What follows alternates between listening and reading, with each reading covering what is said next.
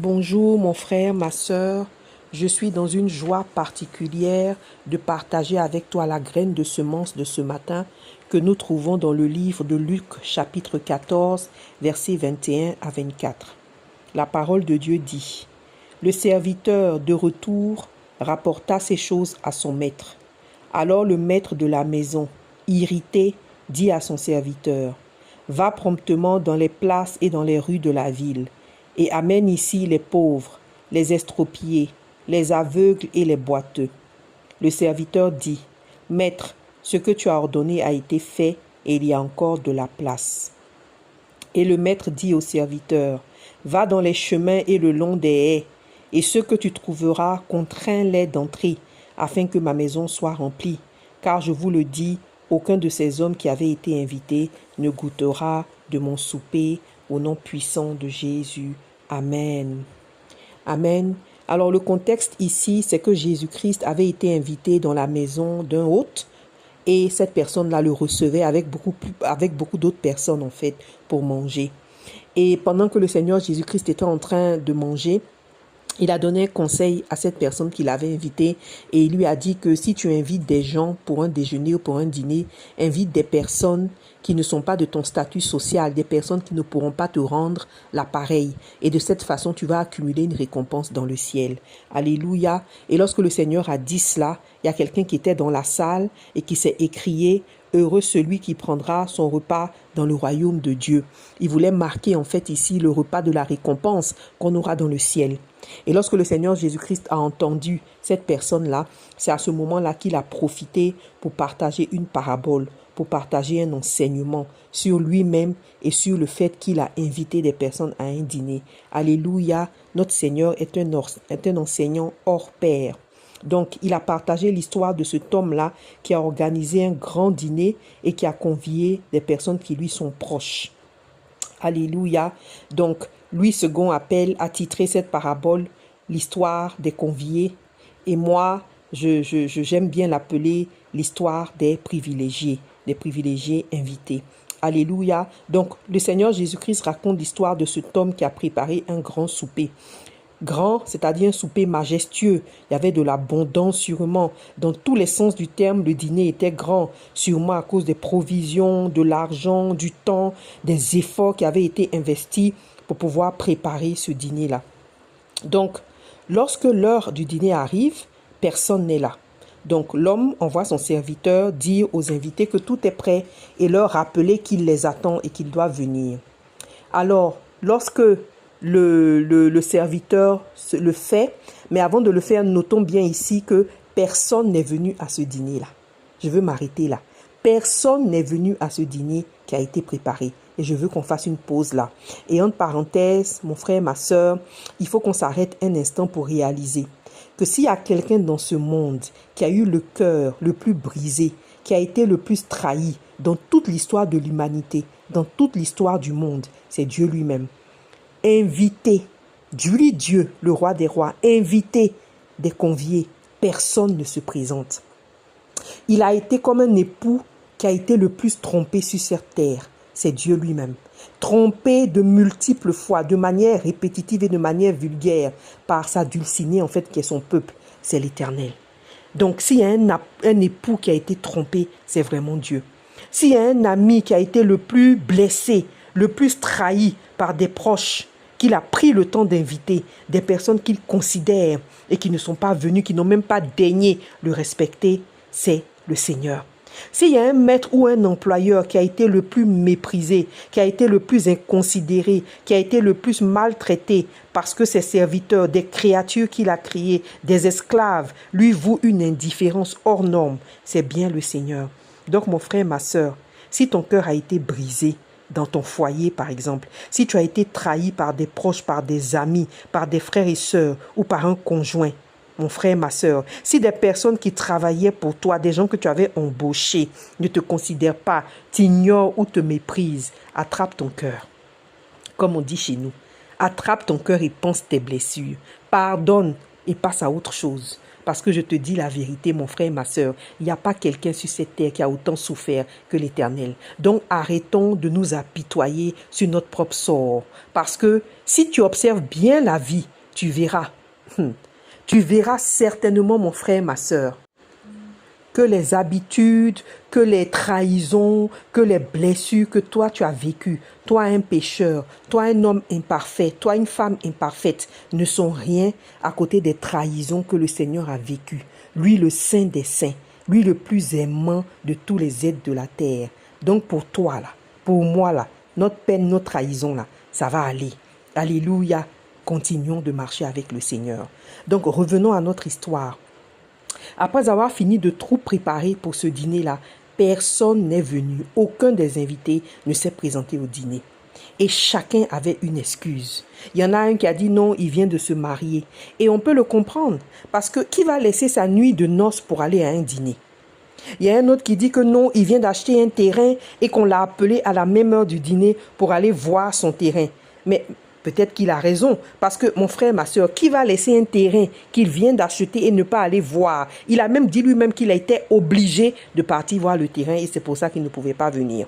Il y en a un autre qui a dit qu'il venait d'acheter une paire de bœufs et il fallait qu'il aille les essayer. Parce que si tu viens de payer, d'acheter quelque chose et que tu n'essaies pas, tu ne pourras pas te plaindre demain. Donc d'une certaine façon, on peut dire que chacun des invités avait une excuse pour ne pas se présenter à ce dîner-là.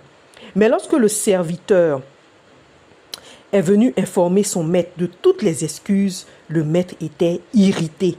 Et il lui a ordonné d'aller chercher des étrangers, d'aller même inviter des personnes qui de surcroît ont des imperfections, des gens qui n'ont pas le statut social requis, des gens qui sont imparfaits, des gens qui ont des handicaps, des aveugles, des estropiés, des boiteux.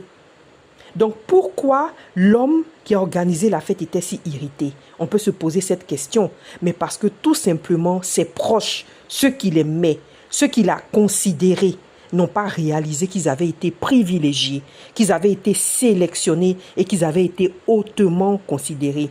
Et je vous dis, mes frères, mes sœurs, vous le savez vous-même, ça fait mal. Ça fait mal. Et donc, leur refus d'aller à cette invitation-là, c'est à cause de leur refus que nous autres, on a été invités. Alléluia! Je ne sais pas pour toi, mon frère, ma sœur, qui m'écoute, mais moi, je sais que je fais partie du deuxième groupe et du troisième groupe. Je fais partie de ceux qui sont les imparfaits. Je fais partie de ceux qui sont les misérables, les pauvres, ceux qui ne méritaient pas d'être invités. Je fais partie de ceux qui ont des handicaps que le roi a décidé d'inviter au deuxième tour et au troisième tour. Je ne sais pas pour toi, mon frère, ma sœur, mais moi, je fais partie du troisième groupe d'invités. Ceux qui ont été invités parce qu'il y avait encore de la place. Les surplus, les autres, les etc. C'est de ceux-là que moi, je fais partie. Alléluia, le deuxième groupe. Ceux-là, ils n'étaient pas des handicapés seulement, parce que le maître a dit aux serviteurs d'aller le long des haies, d'aller le long des chemins pour aller chercher des gens. Ceux-là, c'était des gens qui étaient perdus.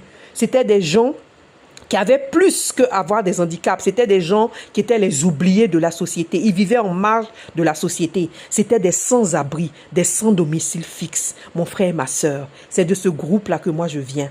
Et si toi, tu as les yeux ouverts, les yeux de ton cœur ouverts sur la vie, tu sauras, mon frère, ma sœur, que en fait, toi et moi, nous faisons partie du deuxième et du troisième groupe. Parce qu'en fait, le premier groupe, c'était d'abord les enfants naturels d'Abraham. C'était Israël. Donc en fait, nous avons été conviés à cause de leur refus. Et l'apôtre Paul en parle largement dans le livre de Romains chapitre 11. Mon frère, ma sœur, voyez de quel amour le Père nous a aimés. Voyons-nous tels que nous étions avant que le Seigneur Jésus-Christ nous choisisse. Nous étions misérables, nous étions perdus. Nous avions de la crasse, de la saleté sur nous. Nous avions une odeur puante, l'odeur des rues. On était indignes d'être conviés à un dîner par le roi des rois, mais on a quand même été conviés. Le Seigneur nous a choisis, il nous a recueillis, il nous a honorés, il nous a lavés, il nous a mis en hauteur. Oh mon frère, ma sœur, il a ôté la honte de notre visage, il a enlevé l'opprobre de notre visage. Donc ce matin, mon frère, ma sœur, au cas où tu l'aurais oublié, permets-moi de te rappeler ce matin que sans avoir été choisi, sans avoir été lavé par le Seigneur, sans avoir été préparé par lui, sans avoir été habillé et vêtu par Dieu, en réalité, nous ne sommes rien. Nous ne valons rien. Nous n'avons rien. Sans lui, nous n'avons absolument rien. C'est le Seigneur qui nous fait. C'est le Seigneur qui nous a donné de la valeur. C'est le Seigneur qui nous a donné un nom. C'est lui qui a ôté notre opprobre. C'est lui qui a lavé notre honte. Alléluia. Il nous a pris de la boue et il nous a fait asseoir avec les grands. Il nous a placés sur un piédestal et non des moindres piédestaux, mon frère, ma soeur. Il a fait quelque chose de particulier pour nous. Il nous a fait honneur. Alléluia, mon frère, ma soeur. Notre histoire avec le Seigneur, c'est une histoire d'indignes qui deviennent privilégiés. L'histoire des élus de Dieu avec le Seigneur, c'est une histoire de misérables, une histoire de pauvres, une histoire d'abandonnés qui deviennent nobles, qui deviennent héritiers, alléluia, qui deviennent des princes. Mais pourquoi ce roi-là a tenu à aller appeler, d'aller inviter des personnes qui ne le méritaient pas, des imparfaits, des gens qui n'avaient aucun statut social, des misérables? Il n'en avait pas besoin. Il aurait pu aller inviter des personnes toujours du même statut social que ses proches. Il aurait pu inviter d'autres personnes qui lui sont proches. Pourquoi est-ce qu'il est allé chercher aussi loin de lui, dans les rues, dans la saleté, dans les imperfections?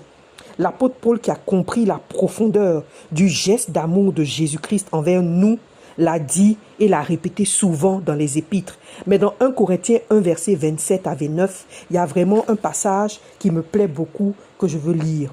Il dit, « Considérez, frères, que parmi vous qui avez été appelés, il n'y a ni beaucoup de sages selon la chair, ni beaucoup de puissants, ni beaucoup de nobles.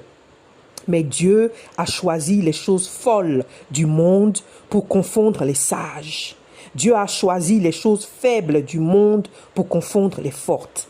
Et Dieu a choisi les choses viles du monde et celles qu'on méprise, celles qui ne sont point, pour réduire à néant celles qui sont, afin que nulle chair ne se glorifie devant Dieu. » Alléluia. Donc le Seigneur l'a fait ainsi. Il nous a choisi, toi et moi, mon frère, ma soeur. Dans ce troisième groupe, dans les etc. là-bas, il nous a choisis pour que personne ne se glorifie de la grâce du Seigneur, de la grâce du salut. Alléluia. Alors mon frère, ma soeur, est-ce qu'on ne va pas s'accrocher à la robe de ce roi? Est-ce qu'on ne va pas prendre la main qu'il nous a tendue et ne jamais la lâcher, quelles que soient les péripéties de la vie?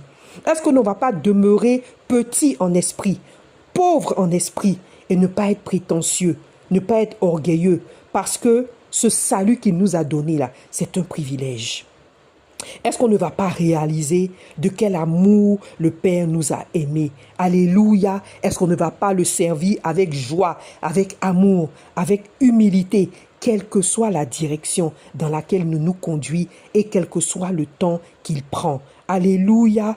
Après tout, aujourd'hui, le Saint-Esprit veut nous rappeler quelque chose, que le banquet est prêt, que le dîner est servi, que le Seigneur a tout préparé méticuleusement pour nous. Tout ce que nous avons à faire, c'est de venir vers lui, de nous asseoir et de manger. Donc si en fait on est intelligent, qu'est-ce qu'on va faire? On va venir vers le Seigneur, on va l'aimer de tout notre cœur, on va se soumettre à lui, alléluia, et ainsi nous pourrons manger de ce dîner qu'il nous offre gratuitement, mon frère, ma soeur. Parce que ce banquet-là, ce dîner qu'il a préparé pour nous commence sur la terre. Que le Saint-Esprit continue de parler à nos âmes et qu'il nous fasse ressentir dans notre cœur et dans nos vies l'amour, la grâce et le privilège que le Seigneur a déversé sur nos vies au nom puissant de Jésus. Amen.